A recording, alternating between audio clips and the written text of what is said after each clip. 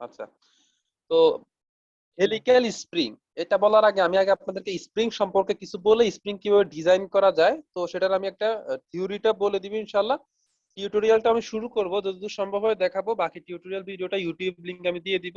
Tutorial বলতে ওখানে একজন স্যার হচ্ছে একটা ম্যাথ করাবে আপনাদেরকে, যে স্প্রিং কিভাবে ডিজাইন করতে হয় বা স্প্রিং এর কি ডায়ামিটার, লেন্থ, সলিড লেন্থ এগুলো কিভাবে বের করতে হয় সেটা উনি স্টেপ বাই স্টেপ দেখাবেন। আমি বেসিকটা আপনাদেরকে ধরিয়ে দিব ইনশাল্লাহ। সো এখানে প্রথমত স্প্রিং কি সেটার সংজ্ঞাটা লেখা আছে এখানে। তো স্প্রিং কি এটা সংজ্ঞাতে দেখেন এখানে আসছে যে spring may be defined as elastic member.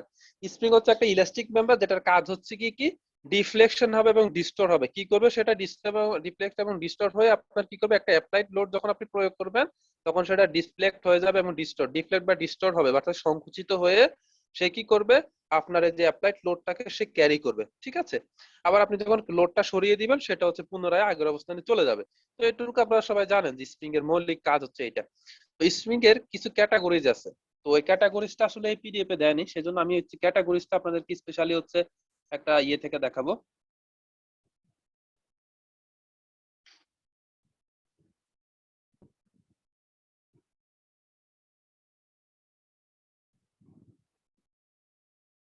Spring এই যে স্ক্রিনের ফিগারটা দেখা যাচ্ছে না, পিকচারটা এখানে, যদিও পিকচারটা মানে পুরোটা আসে নাই। এখানে দেখেন এই যে একটা স্প্রিং আছে, স্প্রিংটা দেখা যাচ্ছে না, স্প্রিং এর এই যে স্প্রিংটা আছে এটা হ্যাঁ স্যার, পুরোটা দেখা যাচ্ছে না। দেখা এটা হচ্ছে যাচ্ছে। একটা হেলিক্যাল শেপে উপর নিচ মনে হয় একটু কেটে গেছে, উপরের নিচে কেটে গেছে, যাই হোক আমার মূলগুলো আসলে হলো হেলিক্যাল স্প্রিং কোনটা, এটা হচ্ছে এরকম হেলিক্স এর শেপে। হেলিক্স, এই যে হেলিক্স একটা শেপ আছে, আপনারা জানেন যে হেলিক্স এর শেপে যে স্প্রিংটা হয় সেটাকে আমরা হেলিক্যাল স্প্রিং বলবো। তো হেলিক্যাল স্প্রিং হচ্ছে দুই প্রকার, একটা হচ্ছে হেলিক্যাল কম্প্রেশন স্প্রিং আর একটা হচ্ছে হেলিক্যাল এক্সটেনশন স্প্রিং। এক্সটেনশন স্প্রিংটাতে হচ্ছে কোনো মাঝখানে কোনো ফাঁকা থাকে না, একদমই পুরোটা হচ্ছে গিয়ে সলিড লেভেল থাকে। মাইক্রোফোনটা অফ রাখবেন সবাই, নিজ নিজ মাইক্রোফোনটা অফ রাখবেন।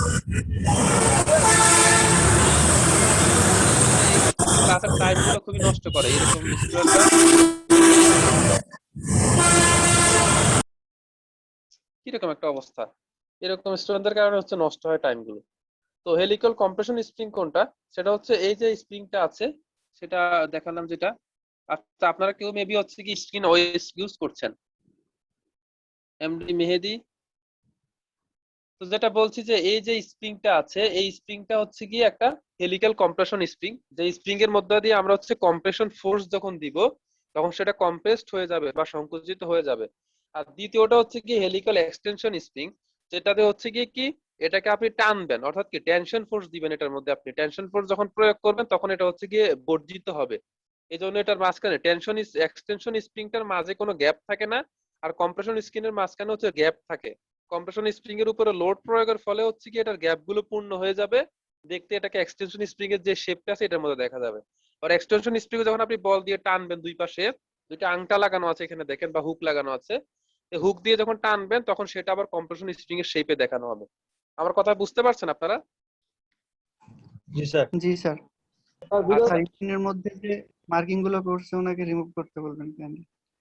এটা কেউ একজন মেবি হচ্ছে গিয়ে স্ক্রিনটা আপনাদের কেউ ইউজ করতেছে। হ্যাঁ, আমি স্ক্রিনটা ইউজ করছি না, আমি স্ক্রিন এখনো কিছু লিখি না স্প্রিং এ। মেবি ওটা হচ্ছে অ্যালাউ করা আছে সবার স্টুডেন্টদের মাঝে, কেউ একজন হচ্ছে কি এটা মনে হয় করে দিয়েছে। তো যাই হোক আমি এখান থেকে চলে যাচ্ছি, জাস্ট আপনাদেরকে ফিগার গুলো দেখার জন্য এখানে আসছে, আমি পিডিএফ আবার যাচ্ছি। আর আরেকটা হচ্ছে গিয়ে কি এই যে হচ্ছে গিয়ে টরশন স্প্রিং। ঠিক আছে, টরশন স্প্রিংটাতে হচ্ছে কি আমরা দেখবো যে কিভাবে ইয়ে করা হয়।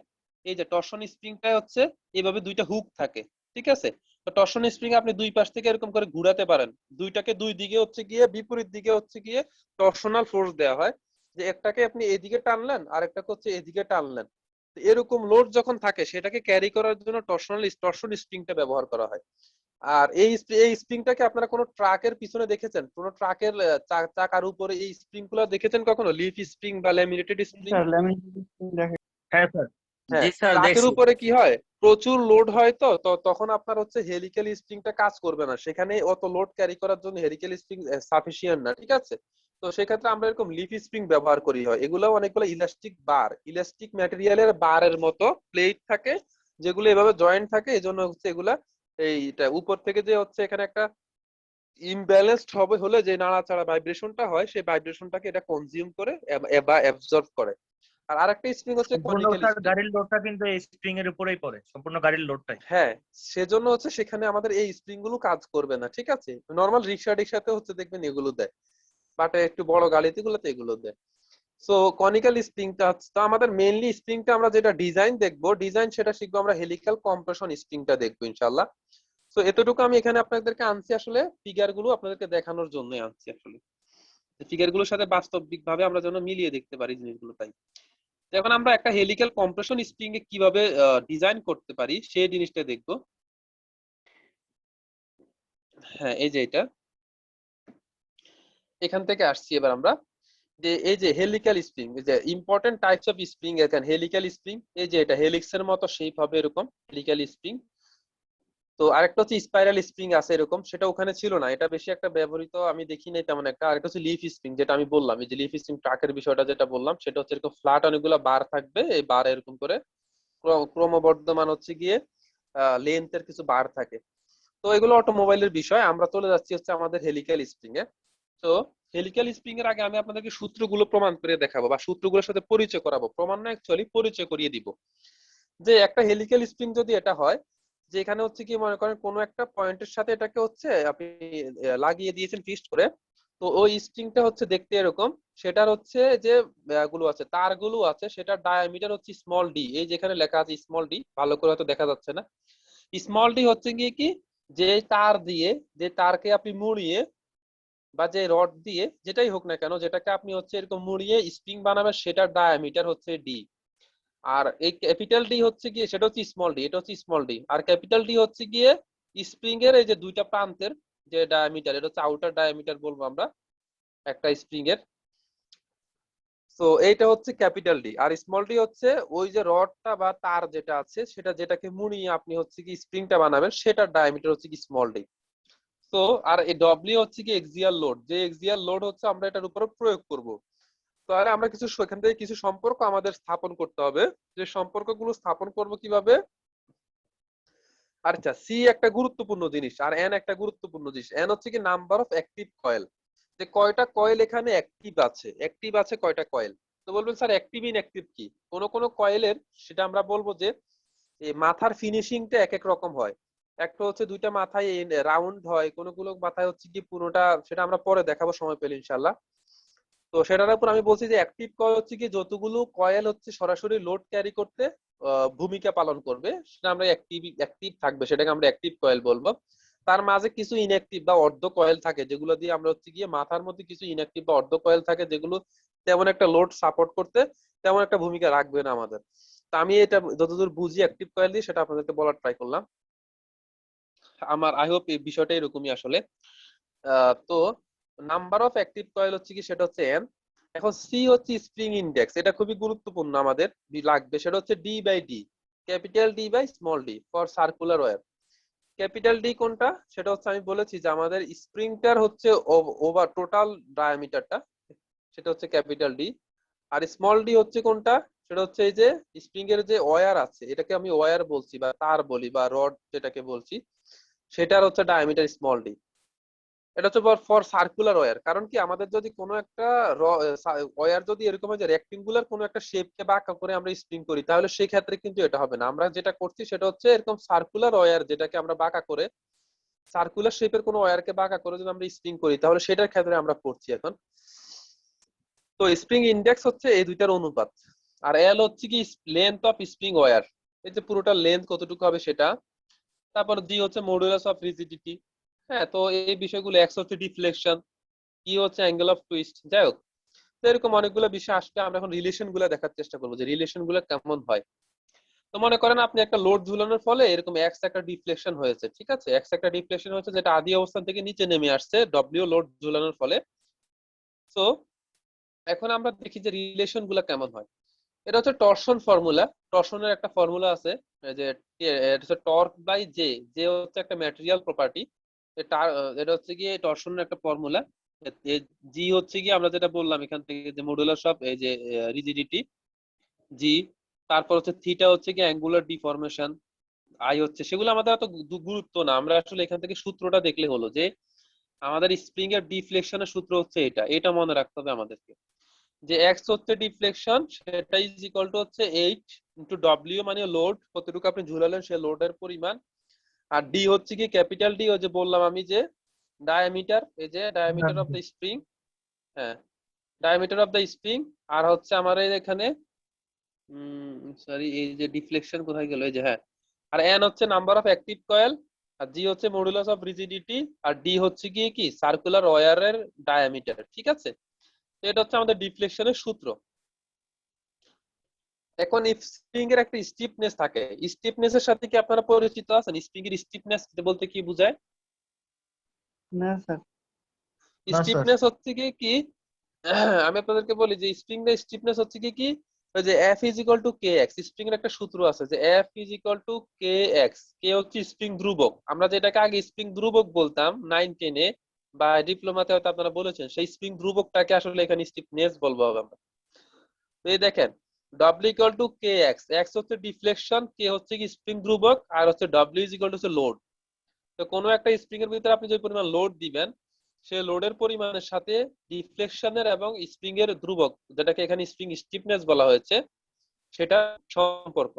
তো স্টিফনেস কি দেখেন, the stiffness is defined as the load per unit deflection. প্রতি ইউনিট ডিফ্লেকশন করতে আপনার হচ্ছে প্রতি ইউনিট ডিফ্লেকশনের জন্য যতটুকু লোড রিকোয়ার্ড, সেটাকে আমরা স্টিফনেস বলবো, বা এটাকে আমরা আগের প্রিভিয়াস ক্লাসগুলোতে হয়তো আমরা স্প্রিং ধ্রুবক নামেও এটাকে দেখে আসছি, যে F equal to K x একটা সূত্র ছিল স্প্রিং এর ধ্রুবক বা হুকের সূত্র, হুকস ল, যে force is equal to force is proportional to deflection. দেখ, তো আমরা এখন যদি আমরা এক্স যদি আমরা এটা জানি, এক্স এর সূত্র ডিফ্লেকশন ইকুয়াল টু যদি এটা হয়, তাহলে কে কে এর জায়গায় আমরা এটা বসালাম যে K is equal to W by X, W এর জায়গায় ডব্লিউ থাকলো, আর এক্স এর জায়গায় এই যে উপর থেকে এটা বসাই দিলাম, তাহলে আমরা এখন কে স্প্রিং ডিফ্লেকশনের জন্য একটা নতুন সূত্র পেয়ে গেলাম। আমার কথা বুঝতে পারছেন আপনারা? জি স্যার। সূত্রগুলোর আসলে মেশিন ডিজাইনে প্রচুর সূত্র, তো আপনারা ডেরিভেশন শিখতে গেলে আসলে অবস্থা খুবই জটিল হয়ে যাবে আপনাদের জন্য। সেজন্য আমরা যে সূত্রগুলো আপনি জাস্ট পেজগুলো পরিচিত থাকলে হয়। আর আমি জানি না আপনারা জানেন কিনা, মেশিন ডিজাইন গুলো আমরা ইউনিভার্সিটিতে ওপেন বুক এক্সাম দিয়ে আসছি। এটা হচ্ছে ফাইনাল পরীক্ষা, সবাইকে হচ্ছে একটা মেইন বই দিয়ে দিত, কারণ এখানে প্রচুর চার্ট ব্যবহার করতে হয়, সূত্রগুলো একটু বড় হয়, তো এত সূত্র স্টুডেন্টরা মুখস্থ কখন রাখবে। তো সেজন্য স্যাররা থেকে বই দিয়ে দিত, বই থেকে আমরা অনেক ডাটা টেবিল রিড করতে হয়, এই জন্য বই দিয়ে দেয়। এই জন্য মেশিন বুক ডিজাইনটা হচ্ছে একটা ওপেন বুক এক্সাম। এখানে আপনি সূত্রগুলো আপনাকে দিয়ে দিবে, কিন্তু আপনি ডিজাইন করতে পারছেন কিনা, কোন কোন সূত্রগুলো স্প্রিং ডিজাইনে লাগবে, এই সূত্রগুলো আপনি চিনেন কিনা, হ্যাঁ এগুলো হচ্ছে একটা প্রয়োজনীয় বিষয়, বা স্প্রিং এর সাথে টার্মিনোলজি কি কি জড়িত আছে, এগুলো আপনার হচ্ছে জানাটা প্রয়োজন। এখন আমরা আসি যে এখানে শিয়ার স্ট্রেসের একটা সূত্র আছে, এই যে শিয়ার স্ট্রেসের সূত্র হচ্ছে এটা, এটা কোথায় বসালো আমি আপনাদেরকে বলি। শিয়ার স্ট্রেসের প্রথম যে একাটা বলা আছে, যে টরশন ফর্মুলা, এটা যারা হচ্ছে কি ওই যে সলিড মেকানিক্স যারা পড়েছেন, যারা সলিড মেকানিক্স ভালো পারেন, তারা হচ্ছে এই সূত্রটা দেখে হয়তো চেহারাটা চিনতে পারছেন। ঠিক আছে, এটা হচ্ছে circular modulus of elasticity of circular একটা অবজেক্টের, টরশনের ক্ষেত্রে এটা হয় যে, আর টি হচ্ছে টর্ক। তো এটার জন্য একটা ফর্মুলা হচ্ছে, এটা আই হচ্ছে গিয়ে এই যে মোমেন্ট অফ ইনার্শিয়া, জি হচ্ছে মডুলাস অফ রিজিডিটি, আর থিটা হচ্ছে গিয়ে অ্যাঙ্গুলার ডিফরমেশন। যাক, এটা একটা সূত্র সলিডে ছিল, সলিড মেকানিক্স যদি পড়ে থাকেন তা দেখবেন। তো এই সূত্রগুলোতে যদি ওই মানগুলো বসাই, তো আমরা শিয়ার স্ট্রেসের একটা সূত্র পাই, এটা হচ্ছে এটা, এটা 8 WD/5D3। এগুলো আমি প্রমাণ বলছি, এগুলো ওই যে স্যার উনি যখন আপনাকে ম্যাথ গুলো দেখাবে ইউটিউব থেকে, ইউটিউবে একটা ম্যাথ আমি আপনার লিঙ্কটা দিয়ে দিব, ম্যাথটা দেখুন উনি এখানে করাবেন, তখন এই ফর্মুলা গুলোর হেল্প উনি নিবেন। তো আমরা দেখলাম কি, তাহলে স্টিফনেস এর সূত্র, ডিফ্লেকশনের সূত্র, তারপর হচ্ছে শিয়ার স্ট্রেসের সূত্র। আর ওয়ালস ফ্যাক্টরটা কি, ওয়ালস ফ্যাক্টর হচ্ছে কি আমি আপনাদেরকে বলি, এটা একটা কারেকশন ফ্যাক্টর। যেমন আমরা বলি যে রেডিয়েশনের সময়, রেডিয়েশন হিট ট্রান্সফারের সময় ওই যে এমিসিভিটির মান কত হয়, যে ব্ল্যাক বডিটা যদি আমরা 1 ধরি, তাহলে 1 এর তুলনায় কতটুকু হয়। তো ওয়ালস ফ্যাক্টরটা হচ্ছে কি কি এই ডিরেক্ট শেয়ারটা যখন পড়ে, তখন চেঞ্জ ইন কয়েল কার্ভেচার, কয়েলের কার্ভেচারের জন্য যে একটা নতুন স্ট্রেসের ফ্যাক্টর গুণ করতে হয়, সেটা আসলে ওয়ালস ফ্যাক্টর নামে পরিচিত। এটা একজন বিজ্ঞানী সম্ভবত ওয়ালস নামে কেউ একজন আবিষ্কার করেছেন। তো এটা সূত্রটা হচ্ছে এটা। সিটা কি, সি হচ্ছে আমাদের স্প্রিং ইন্ডেক্স, যেটা আমি একটু আগে বলে আসছি, সি হচ্ছে স্প্রিং ইন্ডেক্স, ডি/ডি। আরেকটা কথা বলে রাখি, যে একটা স্প্রিং এর ইন্ডেক্স সবসময় হওয়া উচিত 4 থেকে মেবি 12 বা 10 এর মধ্যে, মানে 5 থেকে 10 বা 12 এর মধ্যে হচ্ছে গিয়ে, সরি 12 না, 5 থেকে 8 মেবি, এরকম একটা রেঞ্জ আছে। ওই সার্টেন রেঞ্জের ভিতরে আমাদের স্প্রিং এর ইন্ডেক্সটা সবসময় হওয়া উচিত। কারণ কি, আমরা স্প্রিং ইন্ডেক্স বলতে বুঝাই কি, স্প্রিং ইন্ডেক্সের সাথে শেপটা জড়িত। স্প্রিং ইন্ডেক্স যদি খুবই অস্বাভাবিক মানের হয়ে যায়, যে সি ইজ ইকুয়াল টু, যেহেতু হচ্ছে এখানে small D by capital D, যদি এটা 4-এর থেকে কম হয়, 4-এর থেকে যদি কম হয়, তাহলে বোঝা যাবে যে এটা যতটুকু তার অর্ধেক হচ্ছে ডায়ামিটার। তার মানে স্প্রিংটা দেখতে খুবই একটা খারাপ শেপে দেখাবে, তার পারফরমেন্স ভালো হবে না। তাই স্প্রিং ইন্ডেক্সের একটা আইডিয়াল রেঞ্জ আছে, খুব সম্ভবত এটা 4 বা 5 থেকে 8 বা 10-এর মধ্যে থাকা উচিত। সো স্প্রিং ইন্ডেক্সটা যত যত বড় হলে হবে না। ডি যদি খুবই, স্প্রিং ইন্ডেক্স যদি 10-12 বেশি হয়ে যায়, তাহলে কি দাঁড়াবে, যে আপনার স্প্রিংটা অনেক মোটা স্প্রিং, কিন্তু তার হচ্ছে গিয়ে পাত গুলো খুবই সরু, তার ওয়্যার ডায়াটা খুবই সরু। আবার যদি এটা 4-এর থেকে কম হয়ে যায়, তাহলে বোঝাবে যে এটার স্প্রিং এর ডায়ামিটারটা খুবই কম, কিন্তু ওয়্যার ডায়ামিটার গুলো খুবই বড় বড়। তার মানে ওই স্প্রিং দিয়ে আমরা তেমন একটা কাজ করতে পারবো না। আমার কথা বুঝতে পারছেন, স্প্রিং ইন্ডেক্সের মানটা কেন একটা লিমিটেড হয়? জি স্যার। আচ্ছা, এই ছোট ছোট প্রশ্নগুলো কিন্তু আমি পারফরমেন্স টেস্টে জিজ্ঞেস করতে পারি আসলে, যেগুলো আলোচনা করি বা যেগুলো এই জিনিসগুলো কিন্তু দিতে পারি। সো আমরা যেটা বলছি, এখান থেকে আমরা কয়েকটা ফর্মুলা আসলে জানলাম। হ্যাঁ, তো স্ট্রেন এনার্জি হচ্ছে একটা স্প্রিং কতটুকু এনার্জি স্টোর অ্যাবজর্ব করতে পারে, সেটারও একটা সূত্র আছে, সেটা হচ্ছে এইটা। তো আমি আপনাদেরকে বলছি না যে সূত্রগুলো আপনাদেরকে মুখস্থ করতে হবে, রেদার আপনারা সূত্রগুলোর শেপের সাথে পরিচিত হয়ে থাকবেন। এই সূত্রটা এখানে আছে, আমি ম্যাটেরিয়ালটা যখন দিয়ে দিব, ডিজাইন আসলে সূত্রগুলো দেখে দেখেই করা হয় নিজের মেশিন ডিজাইন। তো আমরা এখানে একটা এক্সাম্পল যদি দেখি, এই দেখবেন এক্সাম্পল গুলোতে যেখানে যদি বলা হয়, a close coil helical spring is to carry a load 5000 newton load, মানে ডব্লিউ এর মান দেয়া আছে আপনাকে, ঠিক আছে, উইথ এ ডিফ্লেকশন দেয়া আছে, এক্স এর মান 50 দেয়া আছে, ম্যাক্সিমাম শিয়ার স্ট্রেস এর মান দেয়া আছে, if the number of active turns or active coil is 8। Microphone গুলো সবাই একটু কাইন্ডলি অফ রাখবেন, এটা হচ্ছে একটু রিকোয়েস্ট, কারণ আমরা শর্ট টাইম ক্লাসের মধ্যে আমাদের টাইম গুলো হচ্ছে গিয়ে নষ্ট হয়, আপনাদের মাইক্রোফোন গুলো আবার বারবার গিয়ে অফ করতে এটা একটু কষ্ট হয়। তো দেখেন এখানে যেটা বলছি আমি, এটা একটা সিম্পল এক্সাম্পল, আমি এক্সাম্পল একটা দেখাই দিচ্ছি, ইউটিউবে লিংক দিব, স্যার যখন উনি যখন আরো ম্যাথ করাবেন, তখন আপনারা আরো বেশি প্র্যাকটিসের সুযোগ হবে। আমি একটা স্যাম্পল এক্সাম্পল করে দিচ্ছি, আমার কথা শোনা যাচ্ছে? জি স্যার। জি স্যার, শোনা যাচ্ছে। আপনারা কি বিষয়গুলো বুঝতে পারছেন না একটু বোরিং লাগছে? না ঠিক আছে স্যার। স্যার একটা এখানে আসলে প্রশ্ন প্রচুর, ছিল যেমন আমি স্যার। এখানে বলছি যে, জি জি শিওর। স্যার আমরা যে হেলিক্যাল কম্প্রেশন স্প্রিং যেটা, এটা কি জি জি সবসময়, জি এটা কি সবসময় স্যার আপনার এই যে ওয়্যারটা, এটা কি সবসময় রাউন্ড শেপই হইতে হবে না অন্য কোনো শেপেরও হয়? না না, নট নেসেসারি। আমি আপনি রাউন্ড না, এটা স্কোয়ার শেপেরই হতে পারে, স্কোয়ার শেপেরও হতে পারে, বাট নট নেসেসারি রাউন্ড হতে হবে। বাট আমরা সবসময় এটাকে রাউন্ড এজাম্পশন বা রাউন্ড দিয়ে হচ্ছে গিয়ে ম্যাথ গুলো করে থাকি, কারণ স্প্রিং ইন্ডেক্স সি এর সাথে সবগুলো সূত্রগুলো হচ্ছে গিয়ে ডেভেলপ হয়। রাউন্ড বা স্কোয়ারের ম্যাথটা আমরা করছি না, কারণ আমরা যেহেতু শুধু হেলিক্যালটা করছি, অন্য অন্য টাইপ গুলো করছি না, আমরা আসলে এই লেভেলে আসি জাস্ট হচ্ছে একটা বেসিক শিক্ষা থেকে শুরু করছি। বুঝতে পারছি স্কোয়ার স্যার, বা মানে রাউন্ডের জন্য সেটা মানে আমি বলতেছি হতে পারে, হইতে পারে, আপনি যেটা হতে পারে বলছেন না, সেটা ইট মে বি। হ্যাঁ তখন তখন তো হ্যাঁ হ্যাঁ হতে পারে ডায়ামিটার আর স্কোয়ার শেপ। তখন ওই স্কোয়ার শেপের ডায়ামিটার তো আর এইভাবে বের করা যাবে না মনে হয়। হ্যাঁ করা যাবে না, কিন্তু আমার মনে হচ্ছে ওটা বেশি একটা ইউজ, মানে বেশি একটা ইউজ হয় না। তবে এটা আপনি বানাতে পারেন, কিন্তু বেশি আচ্ছা একটা মনে হয় ইউজ হয় না।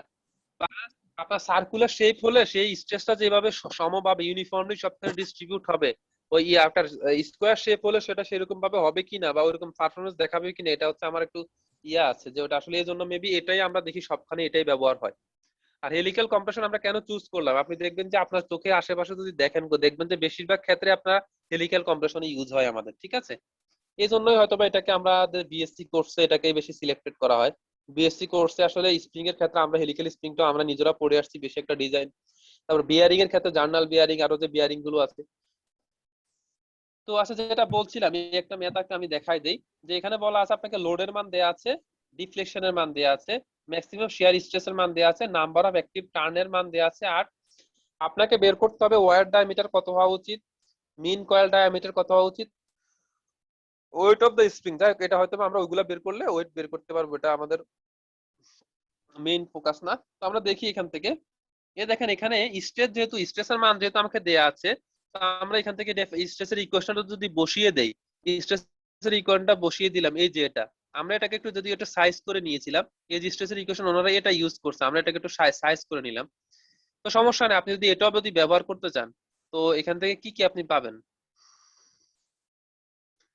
এখান থেকে আপনি ডি আর ডি এর মধ্যে একটা সম্পর্ক পাবেন। আপনি ওদেরটা এটা বসান বা আমরা যেটা দেখালাম ওটা বসালো, দুইটা একই কথা। আপনি এখান থেকে আসলে স্ট্রেসের মান বসিয়ে দেন, ডব্লিউ লোডের মান বসিয়ে দিলে, সবগুলো মান বসিয়ে দিলে মোটামুটি জানাগুলো আননোন হচ্ছে আমাদের ক্যাপিটাল ডি আর স্মল ডি। এটা হচ্ছে ওয়্যার ডায়ামিটার স্মল ডি, আর ক্যাপিটাল ডি হচ্ছে স্প্রিং এর মিন ডায়ামিটার বা মিন কয়েল ডায়ামিটার বলবো আমরা এটাকে। তো এটার মধ্যে একটা রিলেশন আপনি পেলেন। ফার্দার আমাকে কি বলা আছে, একটা ডিফ্লেকশনের ভ্যালুটা বলা আছে 50 মিলিমিটার। তাহলে আমি ডিফ্লেকশনের ইকুয়েশনটা যদি এটা ইউজ করি, তাহলে আমি এখান থেকে ডিফ্লেকশনের ভ্যালু 50 মিলিমিটার সাবস্টিটিউট করে দিলাম। ডি আর ডি এর মাঝে একটা ভ্যালু রিলেশন আছে, সে ডি আর এই যে capital D is equal two এই যে 0 পয়েন্ট, এই যে ভ্যালুটা, এটা যদি আপনি এখানে রিপ্লেস করে দেন, তাহলে আপনার মোটামুটি স্মল ডি এর ভ্যালুটা আপনি পেয়ে যাবেন এখান থেকে। তার মানে আপনি আবার ক্যাপিটাল ডি এর ভ্যালুটাও এখান থেকে ক্যালকুলেট করলেন। তার এখান থেকে আর ওয়েট আছে কি, ওয়েটটা হচ্ছে কি আপনার এই যে সিম্পলি হচ্ছে, এটা হচ্ছে জাস্ট জ্যামিতিক কনসেপ্ট, জিওমেট্রিক কনসেপ্টটা দিয়ে যে আপনি একটা টার্নের ভলিউম বের করলেন, তার সাথে হচ্ছে এন মানে নাম্বার অফ অ্যাক্টিভ কয়েল গুণ করে দিলেন। এটা জাস্ট হচ্ছে মানে বেসিক একটা জিওমেট্রিক কনসেপ্টটা দিয়েই করেছে এরা এখানে। এই যে মাস আর ওয়েট হচ্ছে ভলিউম ডেনসিটি, সাথে এই যে এরিয়া লেন্থ হচ্ছে এগুলা গুণ করে করে জিওমেট্রির বেসিক কনসেপ্টটা দিয়ে, যে ঘনত্বের সাথে ভলিউমটা গুণ করে দিয়ে মাসটা বের করছে একদম বেসিক কনসেপ্টটা দিয়ে। তো মোটামুটি এটা হচ্ছে আমাদের একটা বেসিক ইয়েগুলো। এখন আমরা যদি এখানে একটা বিষয় আসে, সেটা হচ্ছে কি এখানে এই যে থিটা, যদিও এটা আমরা কখনো ম্যাথ তেমন একটা প্রয়োজন হয় না আমাদের। এটা হচ্ছে টরশন যখন হবে বা শিয়ার স্ট্রেস যখন হবে, তখন এটার একটা অ্যাঙ্গুলার ডিফরমেশন হবে। আমরা এতক্ষণ পর্যন্ত যে ডিফরমেশনটা দেখলাম সেটা হচ্ছে কি লঞ্জিটিউডিনাল ডিফরমেশন বা অ্যাক্সিস বরাবর ডিফরমেশনটা হয়েছে। কিন্তু এখন যদি একটা শিয়ার স্ট্রেস দেয়া হয়, তাহলে ডিফরমেশন যেটা হবে সেটা হবে আসলে একটা অ্যাঙ্গুলার ডিফরমেশন। আপনারা কি পার্থক্য দুইটা বুঝতে পারেন? এই দেখেন এখানে একটা বিষয় দেখেন, এটা হচ্ছে আপনার ভার্টিক্যাল ডিফরমেশন, ভার্টিক্যালি এক্স যেটা আছে। আর এই থিটা যেটা হবে, সেটা যদি এটা শেপটা যদি চেঞ্জ হয়ে যায়, তাহলে থিটা যেটা হচ্ছে সেটা হচ্ছে অ্যাঙ্গুলার ডিফরমেশন হবে এখানে একটা। তো অ্যাঙ্গুলার ডিফরমেশনটা আমাদের অতটা এখানে ইম্পর্টেন্ট না। আমরা অ্যাঙ্গুলার ডিফরমেশনটা, তবে আমি আপনাদেরকে একটু দেখাই দিচ্ছি যে অ্যাঙ্গুলার ডিফরমেশন এরকম একটা সূত্র আছে। এটা আপনার যদি ইউজ করতে হয় করবে না, বাট আমরা এটা পরীক্ষার জন্য এটাকে ইম্পর্টেন্স দিব না, আমরা আগ পর্যন্ত যতটুকু দেখলাম সেটা দেখবো। আর এখানে অতিরিক্ত দুইটা কথা বলে দেই, সেটা হচ্ছে এটা সিলেবাসের অন্তর্ভুক্ত না হয়তো বা, যে দুইটা স্প্রিং যদি প্যারালালি থাকে এবং দুইটা স্প্রিং যদি প্যারালালি থাকে এবং সিরিজে থাকে, তাহলে তাদের স্টিফনেসের সম্পর্কগুলো কেমন হবে সেটা আমি দেখাচ্ছি। এই যে সার্কিটের ক্ষেত্রে রোধের মান আপনারা ক্যালকুলেট করেছেন না ক্লাস 9-10 ফিজিক্সে? প্যারালাল হলে কেমন হয়, তারপর হচ্ছে সিরিজ হলে কেমন হয়, মনে আছে? জি স্যার। আচ্ছা, আমি তো এটা বলছিলাম যে ওই সার্কিটের ক্ষেত্রে রেজিস্ট্যান্সের মান যেটা হয়, স্প্রিং এর ক্ষেত্রে স্টিফনেসের মানটা জাস্ট উল্টা হয়। সার্কিটের ক্ষেত্রে রেজিস্ট্যান্স হলো যদি সিরিজে থাকলে আমরা কি করতাম, জাস্ট সিম্পলি যোগ করে দিতাম। কিন্তু স্প্রিং গুলো যখন সিরিজে থাকে তখন তাদের হচ্ছে স্টিফনেস গুলো এরকম ভাবে সার্কিটের রেজিস্ট্যান্সের প্যারালালের মতো হয় দেখতে। আবার রেজিস্ট্যান্সের প্যারালাল থাকলে আমরা কি করতাম, এরকম দেখতাম একটা জিনিসটা। কিন্তু এই ক্ষেত্রে সেটা হচ্ছে স্বাভাবিক যোগফল হবে। তার মানে আসলে কেন বিষয়টা আমরা যদি একটু বোঝার চেষ্টা করি। সার্কিটের ক্ষেত্রে যেটা করব স্প্রিং এর ক্ষেত্রে সেটা টোটালি অপোজিট করব। এই ক্ষেত্রে আর কি উল্টা হয়, আমি এটাকে আপনার মনে রাখার জন্য বলছি, বাট এটা কোনো লজিক না, একাডেমিক লজিক না। একাডেমিক লজিক হচ্ছে দুই প্রান্ত, একটা হচ্ছে মেকানিক্সের বিষয়, একটা হচ্ছে ইলেকট্রিক্যালের বিষয়। আমি জাস্ট মনে রাখার জন্য বললাম, ঠিক আছে? কারণ কি আপনার যদি ডাবল স্প্রিং আপনি ইউজ করেন, তাহলে আপনার এই লোডটাকে ক্যারি সে ডাবল সাপোর্ট পাবে, সে ডাবল সাপোর্ট পাবে দুই দিক থেকে, ঠিক আছে? তার মানে আপনার যদি এখানে প্রতি ইউনিট ডিফ্লেকশন ঘটাতে হয়, তাহলে লোড আপনার আরো বেশি দিতে হবে। এটা হচ্ছে আমরা ডিফ্লেকশনের সংজ্ঞা যেটা পড়লাম, যে প্রতি ইউনিট ডিফ্লেকশনের জন্য যে পরিমাণ লোড দিতে হয়, সেটা হচ্ছে ডিফ্লেকশনের সংজ্ঞা ছিল, স্টিফনেসের সংজ্ঞা ছিল।